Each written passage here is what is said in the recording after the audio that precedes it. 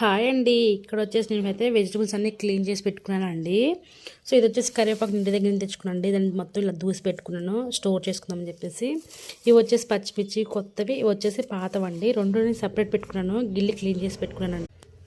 అలాగే టమాటో కూడా అండి, నేనైతే ఫ్రెష్ కొత్త అంటే ఇప్పుడు తీసుకుంది ఒక వేరే కవర్లో, పాత ఒక కవర్లో పెట్టుకుంటాను.